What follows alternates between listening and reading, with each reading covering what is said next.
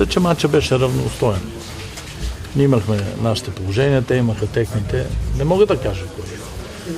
Черно море по принцип е отбор, с който ние много трудно играем. Но мисля, че за напред ще ставаме по-добри. Като първи матч, доволен ли сте това, което показа Славия? Да, доволен съм. Новият треньор дебютира, според вашите очаквания или очаквате нещо повече? Значи всеки очаква да победи, но футбола затова е магия, защото никой не може да каже. Някой път се случва така, че по-слабия побеждава, по-силния си тръгва победен. В случая, мисля, че резултатът е справедлив. През зимната пауза влязохте в конфронтация с Левски. Кой от двата отбора ще завърши по-напред? Аз не съм влизал в конфронтация с Левски. Вие раздувате всичките тия неща.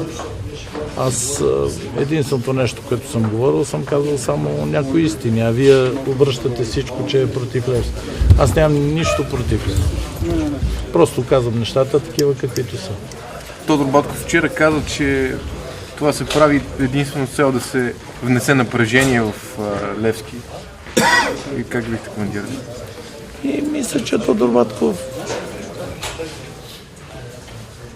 не искам да го коментирам, уважавам го много, не искам да го коментирам. Каква е целта пред Славия за сезон? Целта е да играем все по-добре, да промениме стила на игра, да бъде остър, нападателен, да играят мъжки, да се борят за всяка топка, да се дава шанс на младите футболисти. Радвам се, че най-накрая дойде един треньор, не българин, руснак, доказан треньор, който виждате, че в момента 5 наши юноши взеха участие в този матч. И аз съм убеден, че ние имаме достатъчно наши млади кадри, които тази година и следващата година ще покажат истинските си качества. Как ще се отрази на Славия отстраняването на Литекс? Вижте, аз съм казал, че за мен това е грешка. А как се отрази? Аз съм казал, че за мен единствено реалните резултати са тези, които са постигнати на футболния терен. Все по-близо ли сме до създаване на евентуална висша лига? Евентуална висша лига може да се създаде единствено, ако държавата застане за всичкото това нещо и помага за издръжката на тези отбори, защото аз съм за да има отбори и от Бургас, и от Варна, и от Търново, и от Плевен, всичките футболни градове на България, но как ще се издържат тези отбори? Ако държавата застане и дава примерно по 2 милиона, и то не за друго, да се оправят терените, да се направят стадионите, мисля, че тогава може да се осъществи един такъв вариант. Но в противен случай не виждам как се случи.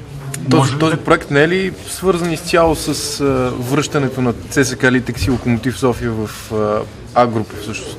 Аз няколко пъти казвам и отбелязвам, че единствено Локомотив София започнаха по така както трябва апостолски от 4-та дивизия, сформираха, правят терени, правят школа и върват по редовния, по нормалния начин, както го изисква футболния правилник. Другите неща ще бъдат някакви бонуси, които дай Боже да са за доброто на футбола, но пак казвам, единственото нещо, ако държавата застане финансово зад този проект, може да се осъществи подобно нещо. Кога ще дискутирате на изпълком евентуалното създаване? Това не мога да кажа аз. Ако единствената идея е да се върнат тези отбори, за какво ще е необходимо на места на държавата всъщност?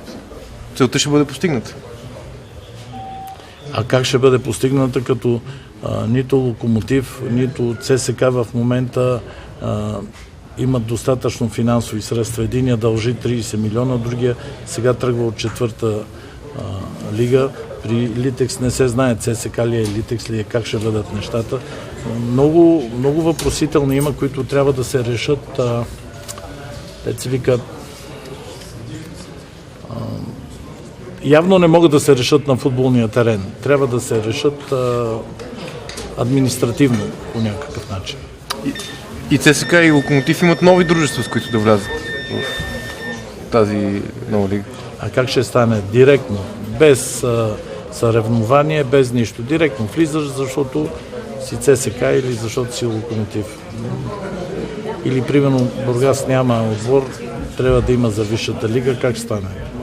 Аз чета и слушам много неща, които не са ми ясни. На мен не мога да си обясня. Аз знам, че единствено спортно-техническия характер, спортно-техническото доказване можеш да бъдеш първи, втори, трети или четвърти. Административно не смятам, че е реално.